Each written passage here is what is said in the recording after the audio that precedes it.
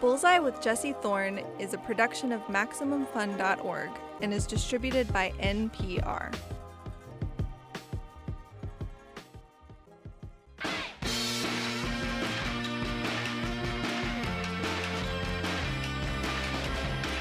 It's Bullseye. I'm Jesse Thorn. When Nikki Giovanni writes a poem, she writes plainly. She'll recount a conversation with an old woman she had when she was younger, and basically just let the conversation play out as it happened. She'll recount her childhood memories the way a journalist might, chores she used to do, old habits her grandpa had. She'll describe clothes, a red swimsuit, blue sandals. It's poetry that catches you off guard. Plain language that evokes memories and talks about bigger ideas. And I'll be honest, her poems have made me cry more than once. Giovanni was born in Tennessee in 1943, raised mostly in Ohio. Her early work focused on the civil rights movement, not chronicling it really, but reacting to it. The hope, the exhilaration, the grief, the anger. She collaborated with James Baldwin, was friends with Maya Angelou, interviewed Muhammad Ali, published dozens of books, both of poetry and essays. I am, as you might have guessed, a huge fan of her work, but I'm far from her only fan. She's won a Grammy-award for Best Spoken Word Album, 7 NAACP Image Awards, and was named a living legend by Oprah Winfrey. For her day job, she's a professor at Virginia Tech. She taught there in 2007 when a former student of hers shot and killed 32 people on campus. The day after, at a memorial service for the dead, she gave the convocation. We are Virginia Tech. We are sad today, and we will be sad for quite a while. We are not moving on. We are embracing our mourning. We are Virginia Tech. We are strong enough to stand tall, tearlessly. We are brave enough to bend to cry, and sad enough to know we must laugh again. We are Virginia Tech. We do not understand this tragedy. We know we did nothing to deserve it, but neither does a child in Africa dying of AIDS, neither do the invisible children walking the night away to avoid being captured by a rogue army, neither does the baby elephant watching his community be devastated for ivory, neither does the Mexican child looking for fresh water, neither does the Appalachian infant killed in the middle of the night in his crib in the home his father built with his own hands, being run over by a boulder because the land was destabilized. No one deserves a tragedy. We are Virginia Tech. The Hokie Nation embraces our own and reaches out with open heart and hands to those who offer their hearts and minds. We are strong and brave and innocent and unafraid. We are better than we think and not quite what we want to be. We are alive to the imagination and the possibility. We will continue to invent the future through our blood and tears, through all this sadness. We are the Hokies. We will prevail. We will prevail. We will prevail. We are Virginia Tech. Nikki Giovanni has a new book out. It's called Make Me Rain, another beautiful collection of poetry. I'm honored to be speaking with her. Let's get into it. My interview with poet Nikki Giovanni.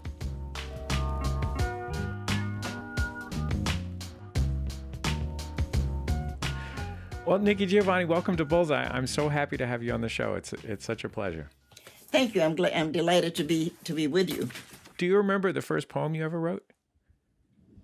The first important poem I ever wrote was a poem called Nikki Rosa. It was about my childhood, yes. Well, now, what's the line between important and not important poem? Well, when you're in the 4th and 5th grade, your teacher has you write poems, and you write, those little, Sally Walker kind of poems. But the first poem that I thought was to be taken seriously, at least by myself, I was not looking for anybody else to take it seriously, but by myself was that I was trying to understand a little bit more about my childhood. How old were you when you wrote Nikki Rosa? Oh, I don't know, probably 14, 15, something like that. The worst age in the world is teenage, which everybody knows. Was it bad for you? I don't know, bad as much as the teenage years are just horrible years. And I can understand why people hate them. I have always been in favor of eliminating high school. I think we should go from, college, from 8th grade. I think that we should be allowed to do 2 years of service. And that would put us, into that would put us in 17 or so. And that would give us some maturity. And then we could come back and look at college if we wanted to, or look at a trade school or do something else. I think high school is terrible. People are mean. And we've been hearing so much about that. I wasn't mean, and I don't think that I was bullied any more than anybody else. There's always somebody that wants to beat you up or something. But I just think that, you ask, and I'm just being honest, but I think it's a terrible age, and I think we should eliminate it.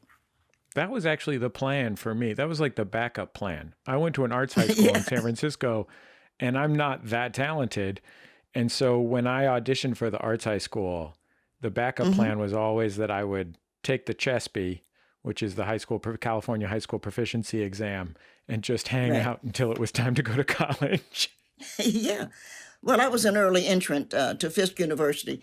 The Rockefeller Foundation had offered, I guess is the term, a scholarship for Black Americans, essentially because they wanted, I guess, to help or something. And you could take a test, and if you passed that test, you were allowed to go to college, which is what happened with me. So I didn't graduate.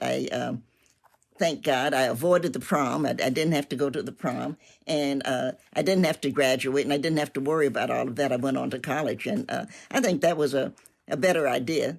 I had some difficulty, as we all do, in growing up in college, but at least I didn't have to be bothered. Can you imagine being bothered with the prom? You're 17, and you have to I have to get a prom date. What kind of sense does that make? Nikki, I was into it. I went to the prom with my wife, my now wife, 22 years ago. Well, I'm happy for you, but most people didn't. That's true. Think about it. Most people were not that lucky. Most people had horrible experiences that they remember to this day that they still hate. So I'm glad that you're happy, and I'm glad you found someone you love, but most people didn't. That's very That's very fair. When you wrote your first serious poem to be taken seriously when you were 14 or 15 years old, did you think of yourself, or did you aspire to be a poet? No, I was just trying to, again, I love to read, and I love space, and I was just trying to understand some things. My parents had a difficult marriage, which I knew then and know especially now, and I talk about it because I think youngsters should hear it, that a lot of parents have difficult, except you, of course, you're happy, but most parents have a difficult situation, and children sometimes think that they are the cause of that, and they're not. And so you have to work out why are they not happy?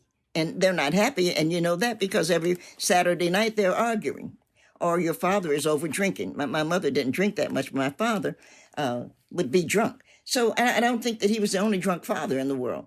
So all of this I had to, you try to understand it. My solution, of course, to be clear, is that I thought I should go to Mars. But it was difficult. We didn't have any way to get there. But I thought, that's what I should do, is I should go to Mars, and then I don't have to be bothered with all of this.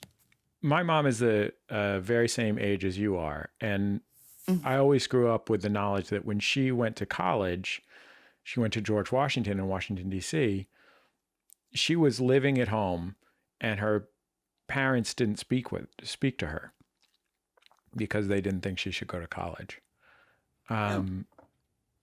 What was your family's relationship to college? Oh, college was important.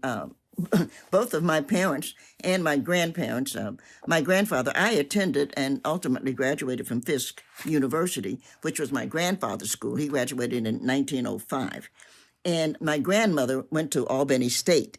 So college is going to be important. My mother and father both are in Knoxville College, so Knoxville College no longer exists. So college, but then I'm Black. So education and degrees were meaningful to the Black community. So no, they wanted me to go. That wasn't the problem. I think the problem was that Gus didn't make enough money to do the things he wanted to do. He couldn't buy the kind of home he wanted to buy. I mean, I think they had normal, for lack of a better word, male problems. He thought that as a man, he should be able to do more for his family. And I think that he did not sit down and do what I did, which is try to think it through to say, why am I having difficulties? And a lot of that, of course, is just going to be your basic racism, that he's going to be underpaid for the jobs that he does. And he's not going to have a bank in the community that he can count on to lend him money to do things that banks lend people money to do. So I think that he took a lot of that frustration out on his family.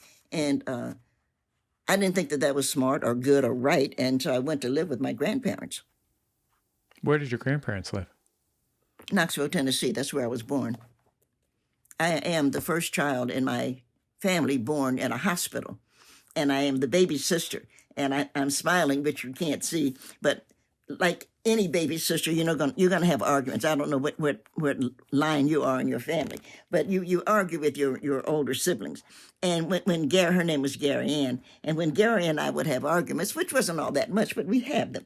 And when we'd have arguments, she would say, well, we picked up the wrong baby.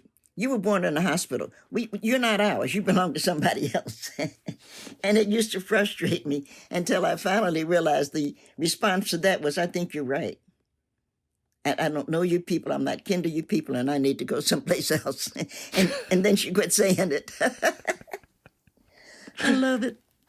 Did you have an idea of the kind of place that you thought you would belong? Oh, I'm a space freak. And I just thought, wouldn't it be wonderful to be on another planet? Because it's so clear. And I laugh about it all the time. But, Earth is on its way out. And I just thought, well, wouldn't it be wonderful to go to another planet, to see other people? And of course, when I say that, when I was much younger, people would say, "Oh, the aliens are there, and they're gonna eat you up. They're gonna, destroy you." And and it's true. I would say, "No. I live with aliens. I'm a Black American. I live with aliens, and nothing like the last 4 years of the previous president has shown us. We live with aliens. So I'm not afraid of what's on Mars. I'm afraid of what's on Earth." When Jack Kennedy said, "We're going to the moon," did you have ambivalence about the we part of that? I mean, I think it is, it was a pretty conspicuously specific subset of Americans that got to walk on the moon. You know what I mean? I'm one of them. Well, I think an American walked on the moon. I think that's wonderful. And I was born in Knoxville, as I mentioned, and my family moved to Cincinnati before I moved back to Knoxville. But John Glenn, as you know, was an Ohioan, and we know that the Appalachians have had a lot to do, Black and white, with the American trying to, I almost said conquer, but we don't want to conquer space again. We want to go into the galaxy. But that we was human beings, I just think it's so incredibly wonderful. I think it's we from Earth have now are beginning to, and I hope, contact we in the galaxy. There's some other life. A part of that life may be, just may be, viruses. And somebody will say, well, if that's the viruses, then they're going to harm us. But they're harming us, perhaps. I'm not a doctor. I'm just a poet. Perhaps we are being harmed because we haven't learned how to live with something else. Because you can look around. You don't have to be intelligent to know we don't live with each other. There's no way to look at history and say, oh, yeah, people on Earth live very well together, because we don't. So maybe what we need to do is to start living with each other, so that we can be prepared to live with that which we don't know or don't see. I don't know if that made sense, but I think that's so important, because we're so afraid of what we do see, and what we don't see, we're always trying to kill. It's not going to work that way. We have to find a way to live with that which we are not knowing and not seeing. Do you remember when in your life you felt like you were a poet? I don't know what else I would be. I really, and I don't mind talking to you. I'm glad we're having this conversation or whatever. But people make a big deal out of, oh, when I was 3, I knew I wanted to be an actor. And I think that's the dumbest crap I've heard. I do know that I like words, and I do know that I love history, and I do know that I dream of stars. So I, as a 77-year-old woman talking to you right now, still am accepting the fact that perhaps poetry is all I can do. But there's no, oh, one day I woke up and all of a sudden I realized this is what I should do and I was going to change the world, because I don't believe in any of that. I'm just going to try to do the best I could, the best I can in the world in which I find myself. Do you think you could read the poem in silence from your new book? It's on page 50 if you're looking. Oh, I love that, because my grandparents would sit down, and of course, Grandpapa was absolutely in love with well, they were in love with each other, and after dinner, they would sit out on the front porch, and that's another thing that I really think we should get rid of. If you're asking me, Nikki, what would you like to get rid of? I would love to get rid of patios and those other things, decks. I think we need to go back to front porches where you could see your neighbors. But I would wash the dishes because I'm there and that's my job. And grandmother and grandmother smoked, but grandpapa didn't, would sit on the front porch and they would talk to the neighbors. I wondered why, and sometimes they wouldn't, by the way. I wondered why grandmother and grandpapa could sit in silence on the front porch. She smoked a cigarette, he didn't, sitting on the swing in silence. I washed the dishes and cleaned up the kitchen, trying to figure out why they sat in silence. Then I got to be my own age, with my own deck and my own person, and I understood. And, you learn a lot more. Sitting at the front porch was important, and grandmother and grandpapa would sit there, and sometimes they would sit in absolute silence. Or if somebody came by, they would, evening, Mr. Watson, and they would go on or they would talk. Grandmother liked to gossip, and they were both civil rights people. But watching them, I began to understand the importance of silence, what silence is saying. And I definitely, as I came at this poem backwards, but I definitely understand why you really do need to get rid of decks. Decks need to go. I do. I sit on a deck. I have a deck and I have a dog. But it would be so nice to go back to the front porch where you actually knew what your neighbors looked like, where you talked to them. My neighbor's husband died now about 2 months ago, and she had to walk over here to tell me that he had, that Les had passed. I thought so because I saw all of the police cars, and two of her sons are policemen, and emergency vehicles, and I thought, oh, this is not good news. But he had passed. And you ought to be able to sit there. I check when I leave my home. I just check over to see if her blinds are up, if they pick up our garbage on Tuesday, if her garbage cans are pulled out. And I have a gentleman who helps me. And if they wouldn't be, I make sure that he goes over to pull her cans out because her husband isn't there anymore to do that. And that's what a front porch does for you. You get to know your neighbors. And I think we miss that. The house next to me was empty for a long time, and some folks moved in there about a year and a half ago, and I've been so grateful to see them in the front yard and to have them when my family was going through really tough times this year, like slide us a loaf of bread that they baked. And I've never been in these people's houses because they moved in right before we stopped going over to other people's houses, but I've never been more grateful to talk to somebody from 13 feet away. Yeah. Yeah. It's a neighborhood. Well, everybody here, well, you don't, but I do live in a neighborhood. I have friends who have, they live out in the country and they just got yards and yards. I don't have that much. I only have these 2 acres, but almost all of my neighbors have dogs. So everybody walks their dog, except me. We don't walk. We're lazy, I guess, but we have a nice lady who comes to walk the dog, and Cleo is the dog. Cleo loves her, so that makes everybody happy because I'm not going to do it. But you can sit and you can watch people, and that's so nice. You can watch the neighbors' dogs, and my dog Cleo will bark, and oh, so and so was out with their dog, and that's what it's about. At some point, there has to be something called enough, and at some point, we all have to recognize that we have enough, and a part of enough is the love that we share with our family and also with our neighbor and our neighborhood. And I think that that's something we all need to work on and be proud of.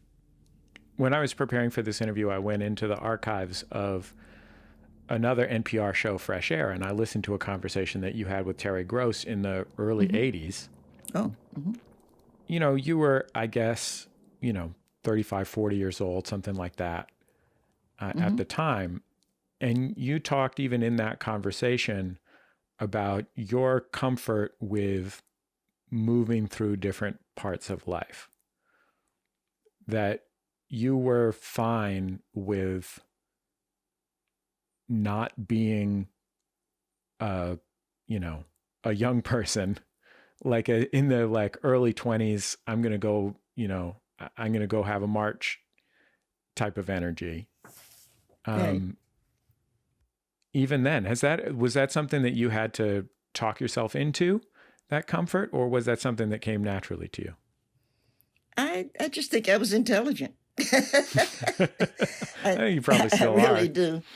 I really do. I think that, I've always been a reader, and anybody who reads a lot of books, you're going to get a lot of different points of view, and they're going to help you put some things together. But I think it's intelligent. It was just basic intelligence. I don't remember, as you know, I don't, the interview, I don't remember what was said or why, but I know at each step of the way, you have to be satisfied that you've done a good job, that you have been honest, and as much as you can, loving. But also, now that I'm a little bit older than that, I know that you can't love everybody. And I do say that. I miss being on stage because I get a kick out of laughing about that, because everybody says, oh, you got to love. We have to love each other. But we don't. Some people are not lovable. And so if you just get rid of the people that are not lovable, you'll have enough love left over for the people who are. And I think that's what's important. And I like being 77. I really do. I recommend it. And I don't have what they call bucket list, but because I am a space freak, I want to go up to the Arctic Circle before it melts. So I'm hoping this year that my granddaughter will be able to go with me to the Arctic Circle, that we'll be able to go up with our friend Jenny. I think you all have talked to Jenny, and we'll be able to go up. And I'd just like to see it. I've done Antarctica, so I'd like to see that, because I know I cannot do the moon or the space station or Mars, but it'd be fun. I think you have to, at some point, be satisfied. And I never did understand, and I still don't, people who are never satisfied. It's always one more thing.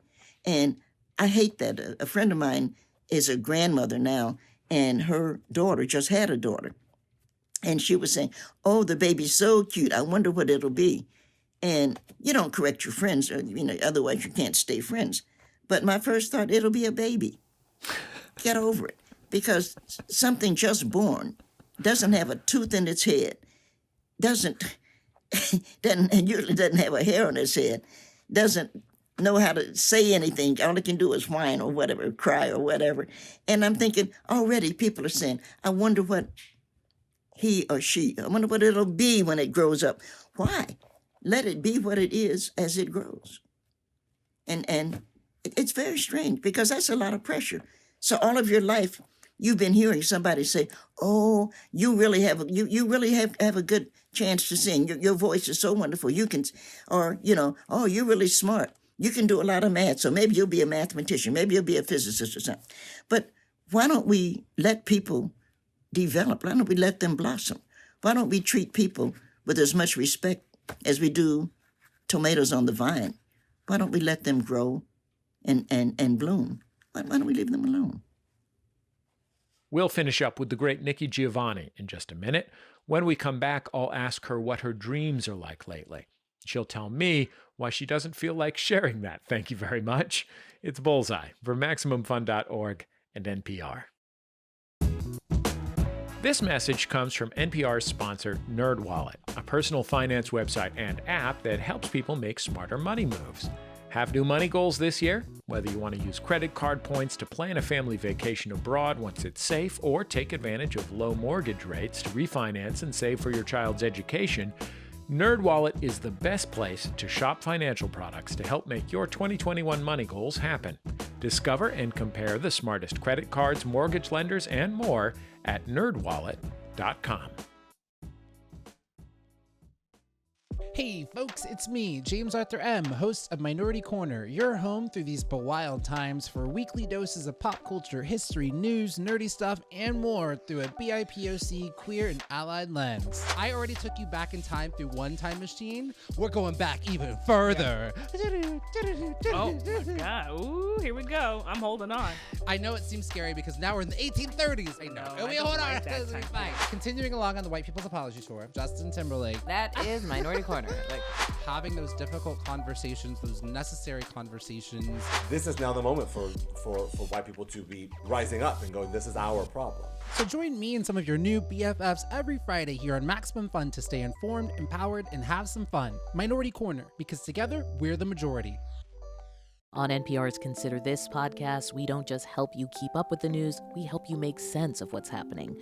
Like what the case about George Floyd's killing means for the ongoing fight for racial justice, or how to best navigate a pandemic that's changed life for all of us. All of that in 15 minutes every weekday.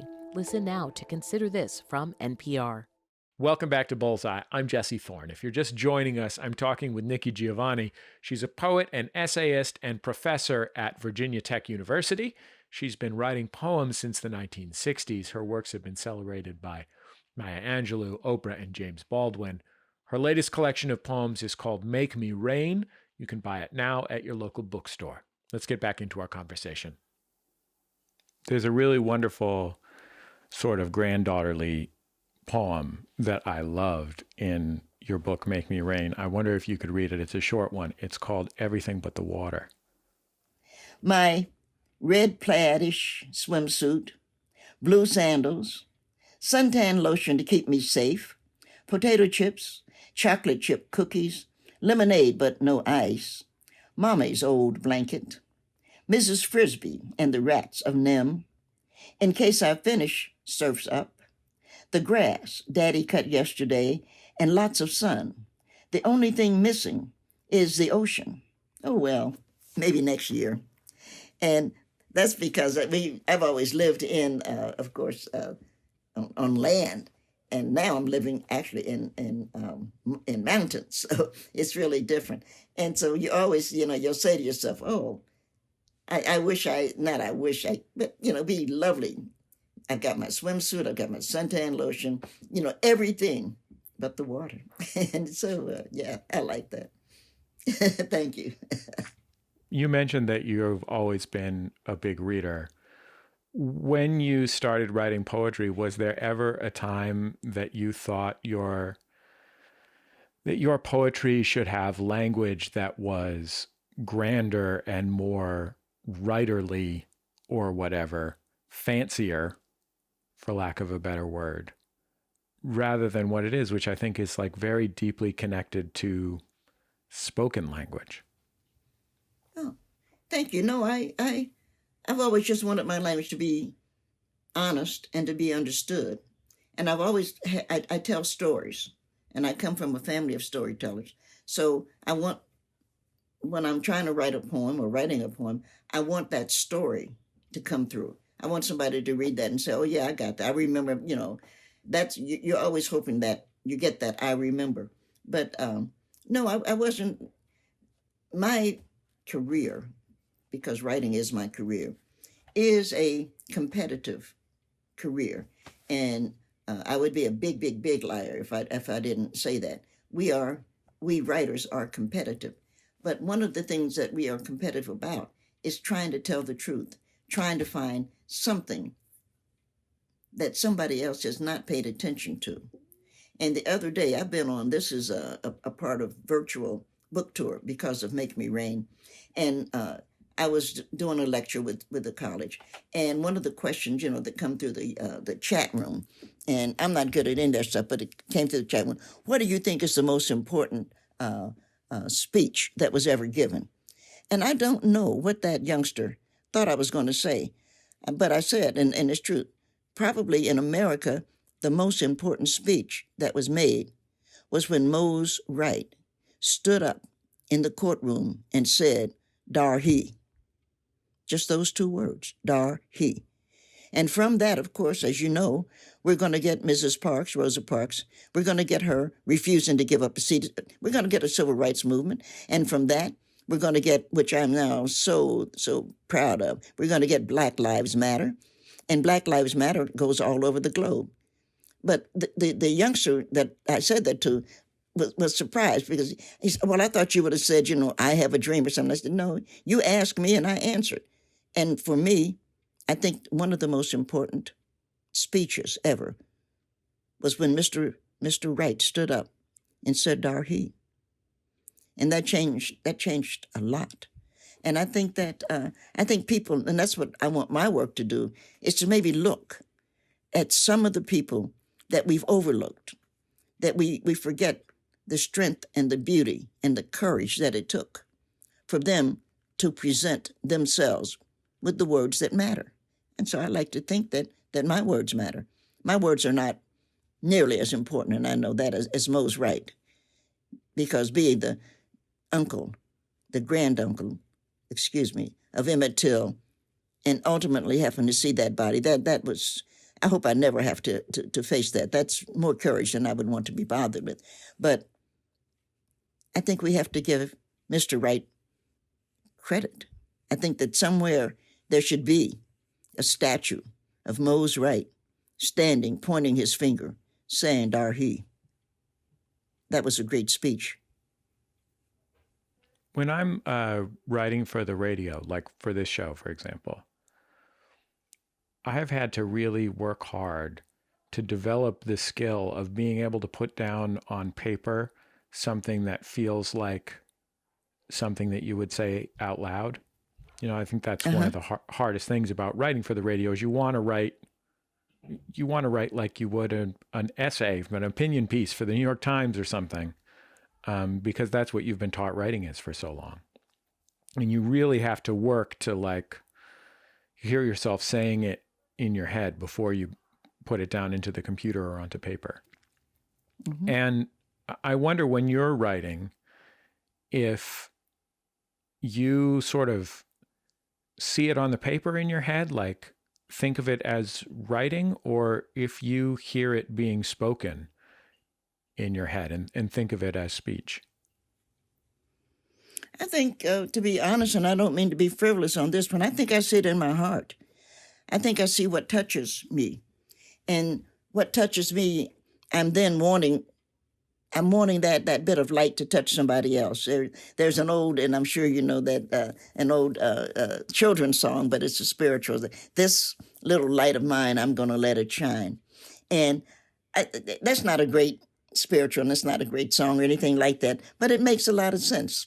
And that touches you. And so we teach that to kids. We teach that to little kids. And I think because Mose Wright came back to me because I was doing some other things came up about the assassination of Emmett Till. And I thought, my goodness, we have overlooked Mr. Wright and what he brought to us at great sacrifice to himself. He did that. And of course, it's easier when we look, and there's no problem with that. We look at Frederick Douglass, who was a good-looking guy, looked great in his suit. He spoke very well, even though he was born in slavery. He learned a lot. He came. Of course, everybody loves the speeches, the voice, and the way that he thought, actually, the way that Martin Luther King thought.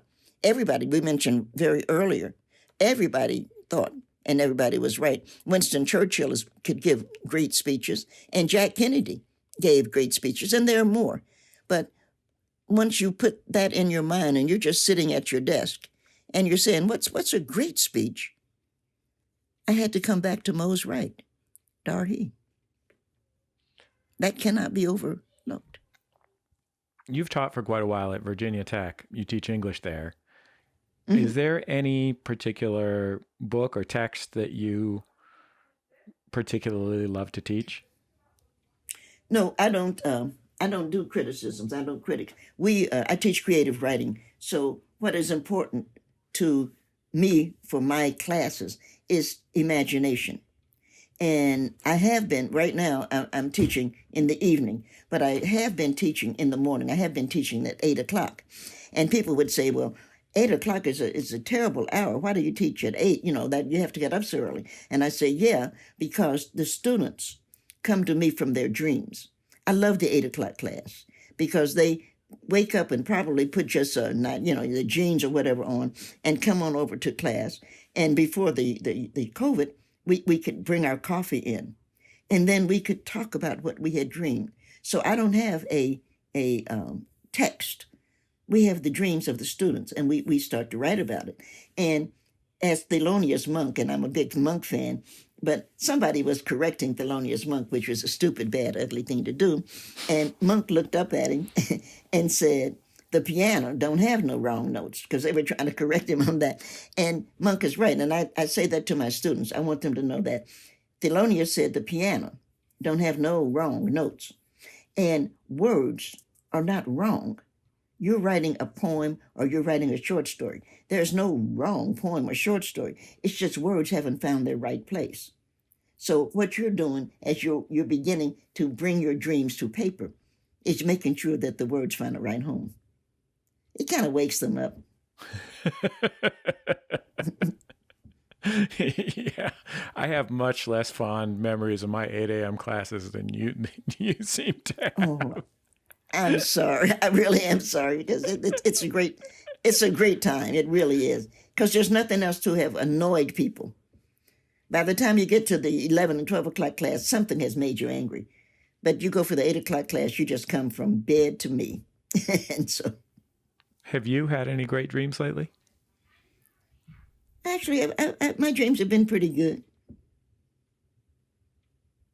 Are you expecting me to share my dreams with you? I'm hoping you might. I wouldn't say I'm expecting you to. Oh, no. Well, I'm at the stage in my life where my dreams are private. I'm sorry. No. Sorry. Fair enough. Is there anything else, speaking of stages of life, are there any stages of life that you're looking forward to, or are you just feeling secure in the one that you're in? Well, I do like where I am, and it bothers me that I've lost so many friends, particularly when Maya passed, and my students came in because Maya had come up to visit the class, and they knew, then said, "Oh, we're so sorry," and they came up because there was a stamp. As you know, there is a stamp, a Maya Angelou stamp. And one of my students bought the stamp and said, "Well, Nikki, we bought this for you, and we want you to know that, the class, and one day you'll have a stamp." And I said, "You do realize that the only way you get a stamp is that you're dead. So I'm not looking forward to a stamp anytime soon." And they're like, "Oh, my goodness, we didn't know it." They didn't look at it that way. They just wanted me to know that they love me. But it's you just go forward.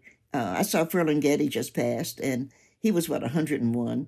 And Lawrence had to feel that he did his job, that you talk about somebody going to heaven. He had to feel that I have, send the train down. I've earned my place. And we've lost, last year we lost quite a few. 2019, we lost Toni Morrison, who was a good friend. And I was really very, very sorry. I wrote the bench for Toni, and I was sorry that she wasn't here for me to read it to her.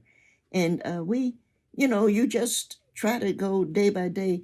I am a jazz fan, so losing McCoy Tyner was very, very sad. We lost John Coltrane way too early, but losing McCoy, because you realize that McCoy, the piano had so much to do with how the Coltrane quartet sounded, and I was very, very sad to lose McCoy. So you just I'm not afraid but I'm not anxious. I'm not going to jump off a building, but whatever comes my way, I'm going to wear my mask. I don't want to cause somebody else to pass before their time. But if you're born, you're going to die, and so you have to accept that. But you want to be graceful. You don't want to be, whiny and pitiful. Well, Ms. Giovanni, I'm so grateful for your time. Thank you very much for talking to me. It was a pleasure. Thanks a lot. Now, take care. Bye-bye. Nikki Giovanni, her latest book is called Make Me Rain. It's beautiful, heartbreaking, heartwarming, rousing collection of poetry and prose. Can I just recommend, Giovanni made some beautiful records, and my favorite she recorded with the New York Community Choir.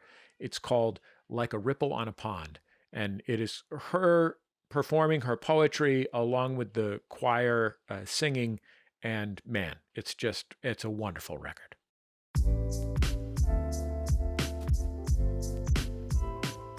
That's the end of another episode of Bullseye. Bullseye is created from the homes of me and the staff of Maximum Fun in and around greater Los Angeles, California, where it is raining right now. As I look out my window, the sky is bright blue, and yet somehow it is also pouring rain down upon my house. You might even be able to hear it coming down the downspout outside of my office window. The show is produced by Speaking Into Microphones. Our producer is Kevin Ferguson. Jesus Ambrosio and Jordan Cowling are our associate producers. We get help from Casey O'Brien. Our interstitial music is by Dan Wally, also known as DJ W. Our theme song is by the Go Team, thanks to the Go Team and to their label, Memphis Industries. You can also keep up with our show on Twitter, Facebook, and YouTube. We're at twitter.com/bullseye. We're on Facebook at facebook.com/bullseye with Jesse Thorn. And we're on YouTube. Just search for Bullseye with Jesse Thorn. We post all our interviews in all of those places. I think that's about it. Just remember, all great radio hosts have a signature sign-off. Bullseye with Jesse Thorn is a production of MaximumFun.org and is distributed by NPR.